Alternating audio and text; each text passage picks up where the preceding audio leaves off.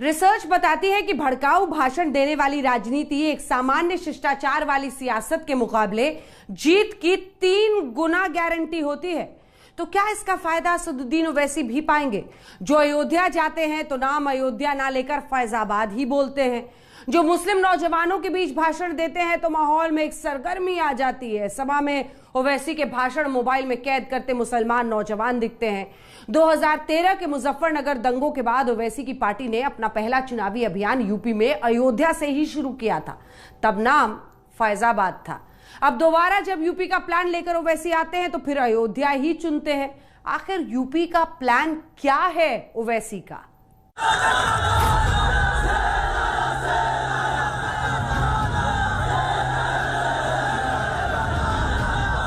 बाबा को बोलेंगे ओवरब्रिज तो बाबा बोलेंगे नाम बदल दो उसका।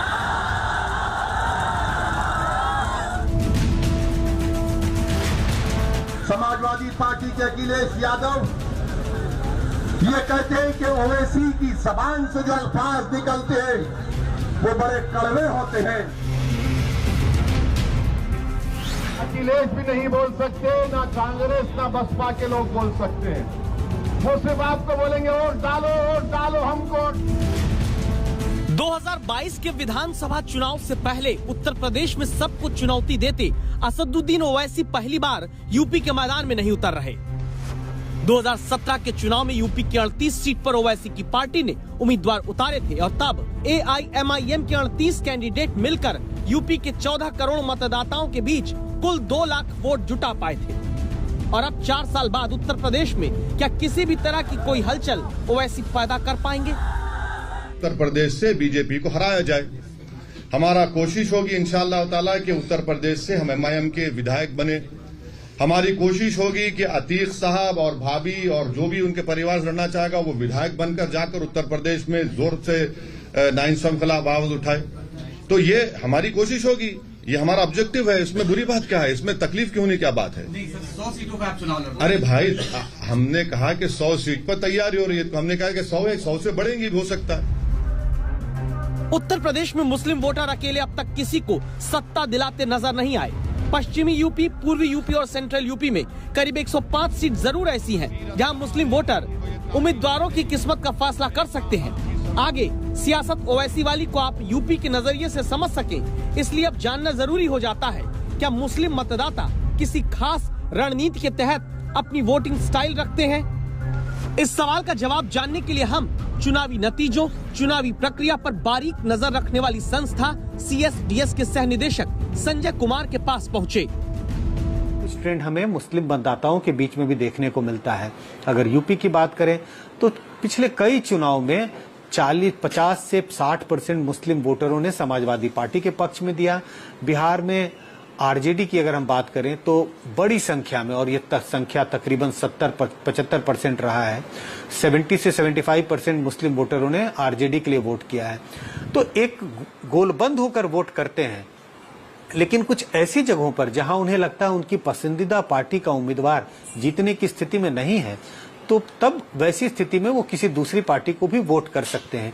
यही वजह है कि 70-75% मुस्लिम मतदाता गोलबंद होते हैं एक पार्टी के पक्ष में।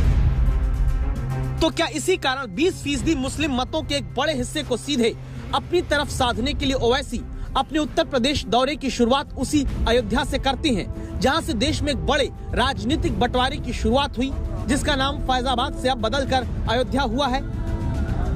अयोध्या भी भारत में है, फैजाबाद भी भारत में है और ओवैसी भी भारत में है। चुनावी रैलियों के पोस्टर में अयोध्या की जगह फैजाबाद ही लिखकर सभा कर रहे ओवैसी यूपी में 2 मोर्चे पर फोकस पहले करते हैं। पहली रणनीति रहती है नरेंद्र मोदी, योगी आदित्यनाथ के विरोध में खुद को दूसरे विपक्षियों के मुकाबले ज्यादा मजबूत दिखाना। दूसरी रणनीति रहती है अखिलेश मायावती कांग्रेस को मुस्लिम मतों का इस्तेमाल करके धोखा देने वाला बताना। आकर ये कहेगा सेकुलर पार्टी का, अरे ओवैसी के तो 2 MP है, क्या खाड़ लेगा। अरे भारत की पार्लियामेंट देखती है असदुद्दीन ओवैसी के साथ इम्तियाज जलील है, दूसरी तरफ मोदी के 300 है, मगर जब एक तुम्हारा भाई टोपी और दाढ़ी के साथ खड़ा हो जाता है तो 300 में दर्द शुरू हो जाता है कि समाजवादी तो यादवों की पार्टी है, अखिलेश यादवों का हमारा नेता है, मगर रुदौली से यादव नहीं है, रुजदी मियां है, इसलिए हम बीजेपी के यादव को वोट देंगे। ये हकीकत है ना, ये सच कह रहा हूं ना मैं? क्या मैं सच कह रहा हूं? क्या मैं झूठ कह रहा हूं? तो फिर आप 22 के चुनाव में क्या करेंगे? फिर आप किसको वोट देंगे? आप किसको वोट देंगे आप? लेकिन क्या इस रणनीति से खुद को मुस्लिमों का बड़ा हितैषी दिखाकर उत्तर प्रदेश में करीब 1.25 करोड़ मुस्लिम मतदाताओं का अच्छा खासा वोट शेयर ओवैसी पा सकते हैं? ओवैसी कम से कम उन्होंने ऐलान किया है कि 100-105 सीटों में अपने उम्मीदवार खड़े करेंगे। उन कंस्टिट्यूएंसी में जो दूसरी पार्टियां हैं, चूंकि ऐसी कंस्टिट्यूएंसी होंगी, हम ये मान सकते हैं वो ऐसी कंस्टिट्यूएंसी होंगी जहां मुस्लिम मतदाताओं की आबादी अधिक होगी, ऐसी कंस्टिट्यूएंसी में दूसरी पार्टियां भी शायद मुस्लिम उम्मीदवार ही खड़े करेंगे। ऐसी स्थिति में मुस्लिम वोट बढ़ता हुआ दिखाई पड़ता है। कुछ कंस्टिट्यूएंसी शायद ओवैसी जीत जाएं अगर वो स्ट्रांग उम्मीदवार उन्होंने खड़े किए, लेकिन मुस्लिम वोटरों के बंटवारा से बीजेपी को फायदा होगा, क्योंकि अगर मुस्लिम वोट एक पार्टी की तरफ पड़ा, उससे बीजेपी को नुकसान होने की संभावना है। मतलब ओवैसी जितना बढ़ेंगे उतना भले उनका फायदा ना हो, लेकिन बीजेपी को लाभ पहुंचाने की बात कही जाती है। ये फायदा कैसे हो सकता है? इसके लिए हमने 2 बड़ी मुस्लिम बाहुल्य सीटों का नतीजा खंगाला। सहारनपुर में देवबंद की सीट पर समाजवादी पार्टी और कांग्रेस मिलकर लड़े तो 55,385 वोट पिछली बार पाए। बीएसपी को यहाँ पर 72,844 वोट मिले। मुस्लिम वोट ऐसा बटा कि बीजेपी 1,02,244 वोट पाकर मुस्लिम वर्चस्व वाली देवबंद सीट जीत जाती है। बिजनौर में नूरपुर की सीट का हाल देखिए। अखिलेश राहुल की पार्टी मिलकर यहाँ 66,436 मत पाते हैं। बीएसपी यहाँ पर 45,902 वोट पाती है और तब मुस्लिम वोट बंटने से मुस्लिमों के ही वोट से भाग्य तय होने वाली सीट जो कही गई, वहाँ बीजेपी 79,172 वोट लेकर जीत गई। एक्सपर्ट का मानना है कि भले ये बात सच हो कि अखिलेश यादव की पार्टी को सबसे ज्यादा मुस्लिम वोट हासिल होते आए हैं, लेकिन ऐसा पूरे उत्तर प्रदेश में चौतरफा नहीं है, क्योंकि मुस्लिम वोटों का बड़ा धड़ा समाजवादी पार्टी के खाते में पूर्वी उत्तर प्रदेश और पश्चिमी यूपी से आता है। तो क्या ऐसे में ओवैसी की सियासत की रणनीति यूपी में कुछ खास हो सकती है? इस बारे में उत्तर प्रदेश की जमीनी राजनीति पर नजर रखने वाले विश्लेषक रतन मणिलाल की बात सुनिए।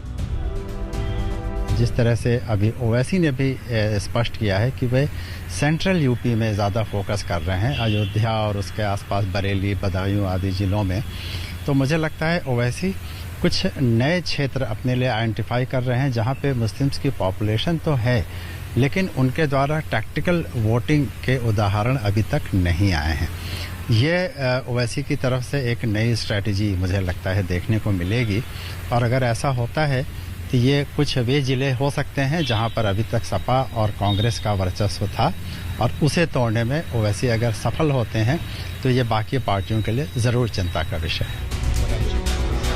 एक बात इस पूरी सियासत ओवैसी वाली में साफ अब तक मानी जा रही है, वो ये कि ओवैसी की पार्टी भले 1 सीट या 2 जीत जाए, लेकिन उससे ज्यादा सीटों पर वोटों के ध्रुवीकरण का बम्पर असर होगा।